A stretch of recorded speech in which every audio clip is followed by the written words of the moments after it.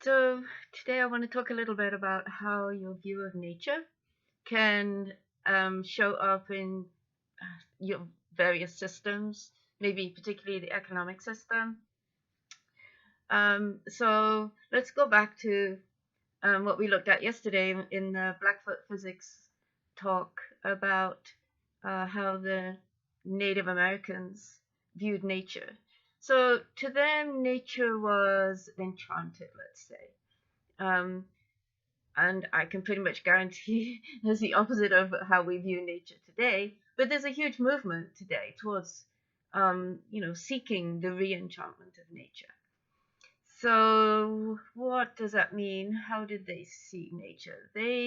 If you remember, they didn't see just the external plant or the external animal or even the rock, but they saw something within, they saw something behind the plant, or they saw the plant as a member of the whole species, even. So they actually looked deeper and saw the spirit of the plant, the spirit of the tree. And they felt that they could actually communicate with the spirits. So, so they had a relationship with nature in which they were deeply embedded within nature. And the land was, they were part of the land, they were shaped by the land. And so that led them to think of nature and the land as something to revere, almost as something that was sacred. So then they wouldn't think of using it for some sort of any purpose that didn't respect that sacredness. So then, if they were going hunting, they would consider, they wouldn't not hunt. Obviously, they had to eat. Nature still had to take care of them in that sense to fulfill their needs, but they would feel they should have an attitude of gratitude towards, say, the bison that they hunted. Um, so automatically then they regarded the land and nature as something that was common to all. They would not, they didn't have any concept that you could own land, and that was completely different from the concept of our Western uh, thinkers, the people originally from Europe, but now have spread out all over the world. Um, so how is our perspective different? So basically, we tend to think of nature almost as though it's a commodity. We think that we should control nature, that nature exists simply as a backdrop to us. We are the essential part of life, and nature fulfills our needs, and we have to control nature where it tries to get in the way of us fulfilling our needs. So, from our perspective, we think of nature essentially as a commodity. But then, if you think about it, which will give you a perspective that enables you to live within nature. Um, so, the Native Americans, Indigenous people, they lived in a community for thousands of years without destroying nature.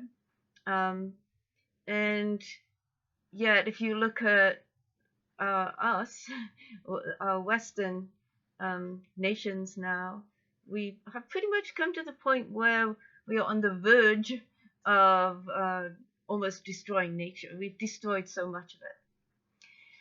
So, um, if we had a different sense of what is nature, then I think we would be acting quite differently.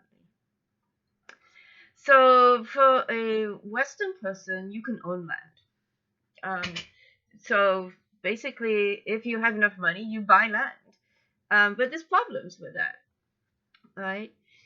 So looking at what happened when the Europeans came over to this country, to America, then they bought land, and the Native Americans, I mean, they sort of went along with it because they really didn't have any choice.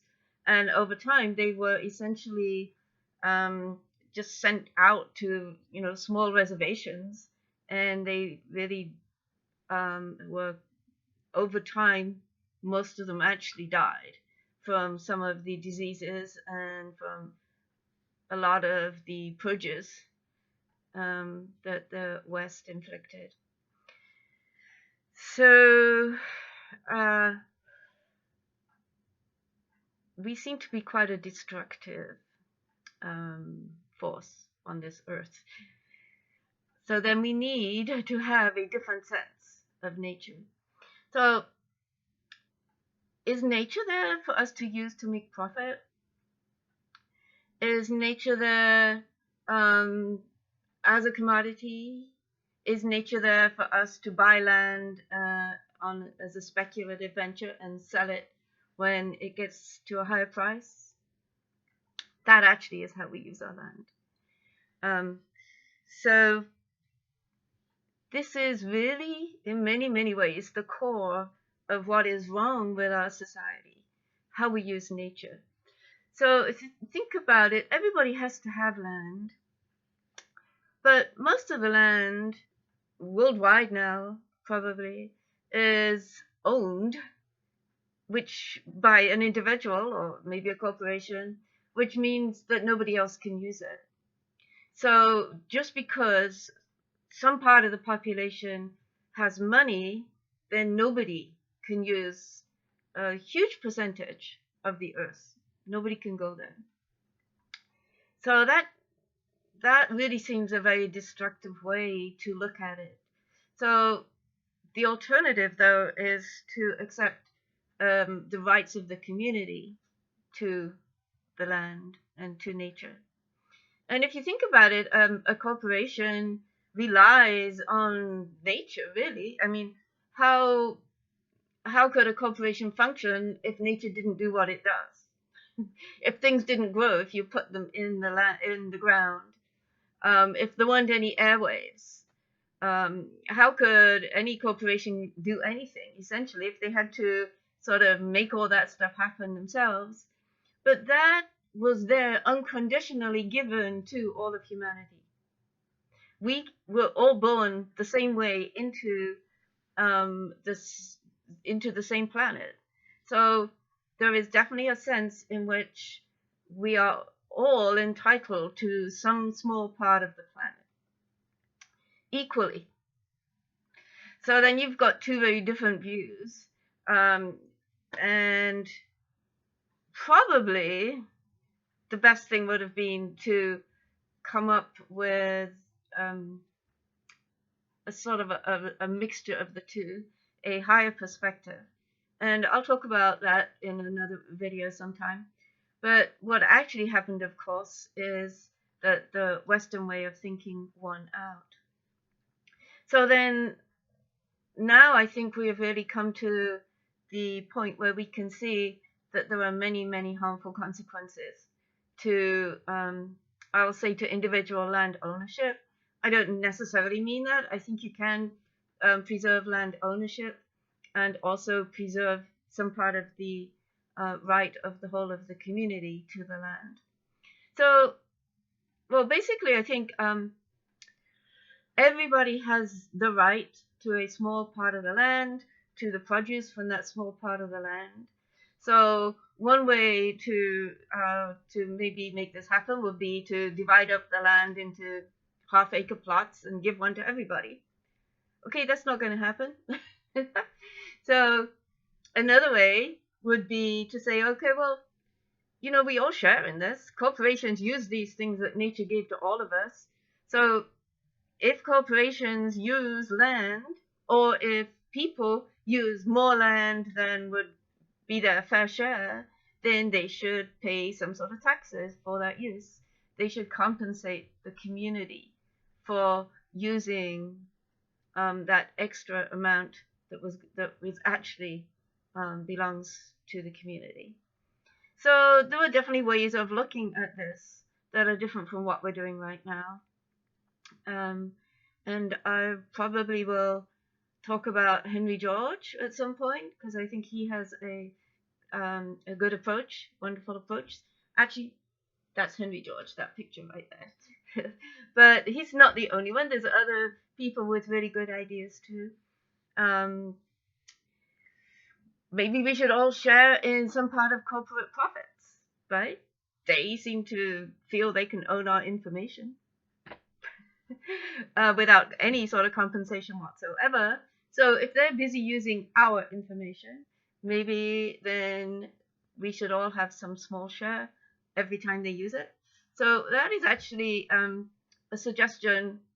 I heard it from the Berggruen Institute. I don't know that they came up with it, but it's certainly one of the things that they have been promoting. And actually, they've got a lot of really good ideas. So I'll probably be talking about some of their good ideas too. But the main point I want to leave us with right now is nature does not belong to the rich. Nature belongs to everybody. And this is not reflected at all in our economic system.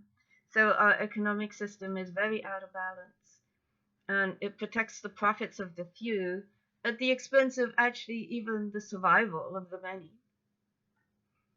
A rich person can live many years longer than a poor person simply because of better access to all of the things that you can buy with money, including good healthcare, including lack of stress, and so on. So we need to change.